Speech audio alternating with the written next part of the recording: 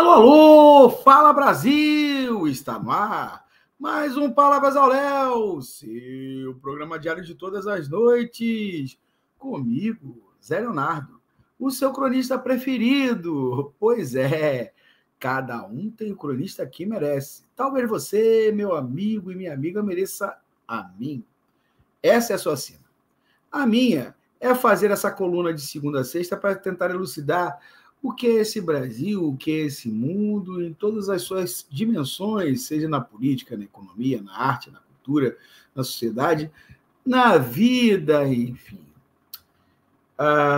Meus amigos e minhas amigas, a influência do Exército Americano, das Forças Armadas Americanas, no Exército Brasileiro, ela começa em 1936, se é que a gente pode dar uma data de início, né?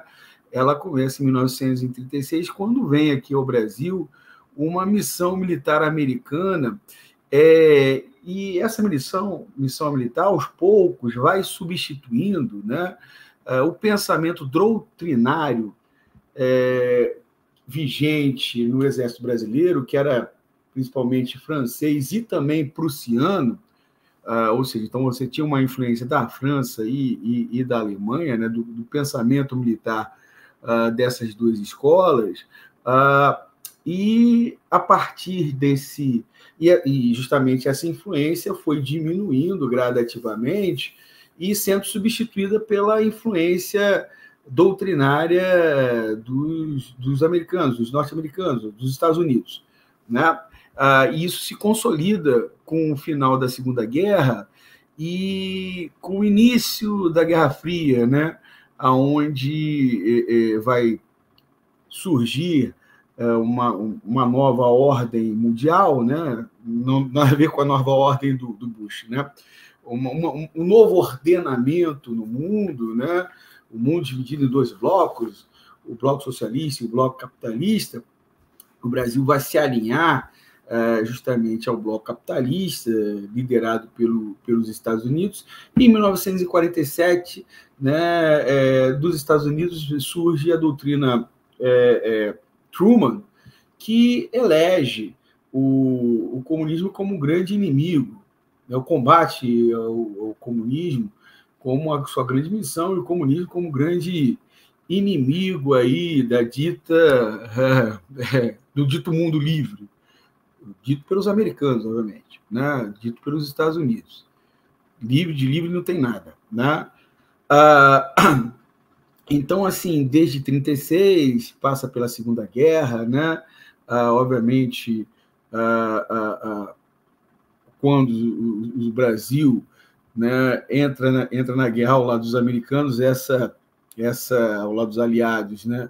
Essa influência dos norte-americanos ele aumenta cada vez mais, mas foi durante esse período da Guerra Fria que ela ficou cada vez mais ideológica, né?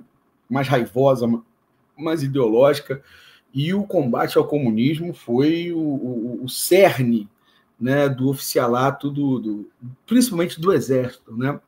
E olha que no Exército tinha, né, dentro das praças e até do baixo oficialato, grande presença, assim, ou uma relativa presença de pessoas de esquerda, né?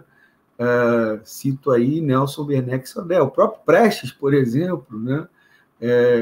No momento anterior, surge das fileiras do Exército, né? Então você tinha uma presença de alguma importância de militantes aí, do PCB ou de pessoas identificadas com a ideologia marxista, de esquerda, comunista, no Exército Brasileiro, e isso, né, foi eleito como um dos grandes combates aí, que o Exército Brasileiro tinha pela frente.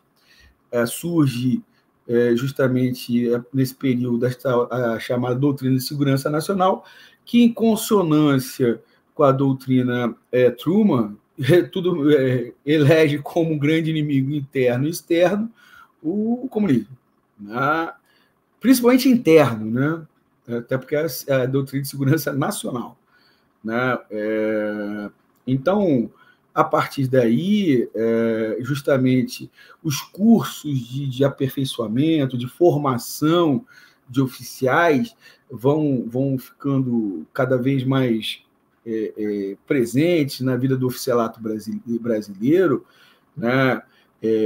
Cursos, né, oferecidos pelas Forças Armadas norte-americanas, e isso vai forjando, né, uma unidade entre o oficialato brasileiro e, obviamente, o oficialato dos Estados Unidos, e principalmente no contexto, no conteúdo ideológico das suas propostas, né? Então, assim, eu estou falando isso por quê? Né? Por que eu estou dando essa pitada de história? E, não, só para completar, né? Todos os golpes que houveram no Brasil a partir daquele momento, e houveram alguns, né? Então, você teve o Estado Novo, né? Foi um golpe de Estado, um golpe dentro do golpe, como muitos dizem. Você teve a queda de Getúlio Vargas, foi a primeira queda, né? Que foi um golpe de Estado. Né? Você tem, né, justamente o período conturbado do segundo mandato aí, do segundo período Vargas no governo também. Ele estava rumando para ser vítima de um golpe de Estado, até dar o tiro que ceifou sua vida, né, até se suicidar. Você teve todos os movimentos aí, Aragarça, Jacareacanga, praticados dentro da Força Aérea e dentro do Exército Brasileiro, para romper com a frágil institucionalidade daquele período aí de 46 a 64, né? Também, né, promovido pelo Exército Brasileiro, pelas Forças Armadas Brasileiras, com conhecimento do oficialato americano. Você teve a tentativa de golpe no João Goulart, a primeira tentativa, né? Onde tentaram impedir ele de retornar ao Brasil em 61, e coisa que só foi garantida através da mobilização popular encabeçada fundamentalmente por Leonel Brizola, com a rede da legalidade, até chegar, obviamente, o golpe militar, né, civil, militar, empresarial de 1964, né, conhecido aí pela coordenação aí dos Estados Unidos nisso. E a própria redemocratização do Brasil, né, a dita redemocratização, que passou pela anuência dos Estados Unidos. E a redemocratização só se deu porque existia também duas correntes dentro do Exército, né, brasileiro, uma favorável à abertura, né, e a entrega do governo aos civis, e outra favorável ao endurecimento do regime, endurecimento mais ainda, né? Esse aí bancada pelo Silvio Frota, né? Enfim, estou falando isso tudo porque, primeiro, hoje teve o depoimento do general Augusto Heleno, né, a CPI dos atos golpistas de 8 de janeiro, né, golpistas, antidemocráticos de 8 de janeiro, onde ficou evidente aí a truculência desse pessoal, né? Ele quis crescer para deputada, para senadora, né, Elisiane Gama, e mostrou aí a face, né, truculenta, autoritária do oficialato do Exército Brasileiro, e também, obviamente, ele negou qualquer intento de golpe, né? Chamou a delação do Mauricídio de fantasia, não a delação em si, né? Mas o fato de dizer que ele participava de reuniões de fantasia, o que foi desmentido por fotos. Olha, ele se reunia, né, com o alto comando do Exército, né? E então foi um depoimento bastante interessante, e vou ligar a isso a uma notícia que saiu na Folha de São Paulo, que é o seguinte, que fala justamente sobre uma narrativa que está começando a ganhar força, né, na mídia sempre tem os caras dispostos a fazer aí alguma coisa de que o Exército, através do seu comandante, Freire Gomes, que não quis dar o golpe, né? É que o Exército está comprometido com a institucionalidade, que o Exército está comprometido com a democracia, com o Estado Democrático de Direito, né? Primeiro de tudo, isso é uma narrativa, palavra tão em voga hoje, né, no Brasil, né? É uma construção de uma narrativa para tentar eximir o Exército da responsabilidade que ele tem por todo esse período caótico, né, e lastimável que o Brasil viveu nos últimos 4 anos. Né? Então, assim, isso é uma narrativa para tentar dizer, olha como o Exército é comprometido aí, com a democracia, essa democracia que a gente também sabe que não é nada das melhores, mas é o que tem, né? É melhor do que a opção que eles queriam dar, né? Então, a negativa do Freire Gomes em dar o golpe tem sido saudada como um compromisso do Exército. Por outro lado, você teve a anuência do almirante Garnier, comandante da Marinha, para o golpe, né? E você teve o silêncio, né, eloquente do comandante da Força Aérea, me foge aí o nome dele agora, depois eu acho aqui, mas o que mais me chamou a atenção nessa notícia é o fato que o Bolsonaro fez cerca de 10 reuniões com o alto comando aí, das Forças Armadas, e que depois dessas reuniões, ou durante o período que essas reuniões se realizaram, as Forças Armadas consultaram os encarregados de negócios dos Estados Unidos, Douglas Knauf, e do Reino Unido, a Melanie Hopkins. Né?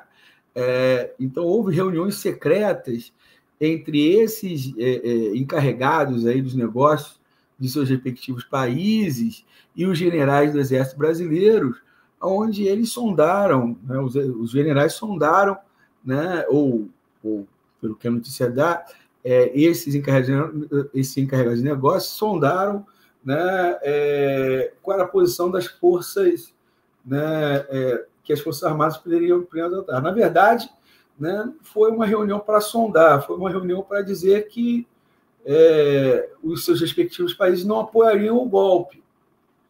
Né? Então, na realidade, juntando as peças, o que nos parece é que o golpe só não aconteceu, não foi pela vocação repentina, democrática, né, do seu comandante, do comandante do Exército, mas sim porque não haveria apoio internacional. E quando eu falo apoio internacional, minha gente, eu cito o apoio de um país, os Estados Unidos. Os Estados Unidos não apoiariam o golpe. Né? Isso isolaria o Brasil, né? Obviamente, daria sanções ao Brasil que o Brasil não poderia suportar, e os golpistas, né, levaram isso em consideração. Agora, o que nos faz pensar é o seguinte, que se houvesse a anuência, né, desses encarregados, talvez o golpe tivesse sido posto em marcha. Se a administração fosse do Trump, né, que era uma administração mais ligada ao Bolsonaro e não do democrata Biden, né, talvez esse golpe tivesse sido posto em marcha, porque o que o Exército estava esperando era o consentimento, né, dos Estados Unidos a ele. Como não houve, obviamente, os generais não puseram em marcha os seus planos golpistas, que estava sendo utilizado naquele momento pelo Bolsonaro. O Bolsonaro foi um veículo que o Exército utilizou, né, para realizar os seus intentos golpistas. Mas o golpe pode prescindir do Bolsonaro. né? O Bolsonaro era um instrumento. Ele foi utilizado porque ele tinha os votos, né? Em um determinado momento. Agora não tem mais isso, não tem essa possibilidade, né? Apesar de ele ter influência política, mas voto ele não terá, porque ele está inelegível. Mas, na realidade, os intentos golpistas, na verdade, extrapolam ao Bolsonaro. O Exército Brasileiro, as Forças Armadas Brasileiras intentaram um golpe, né?